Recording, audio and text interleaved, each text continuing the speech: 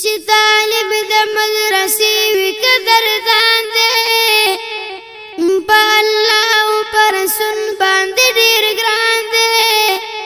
ولس کسان په ځان سره جنت لبیایي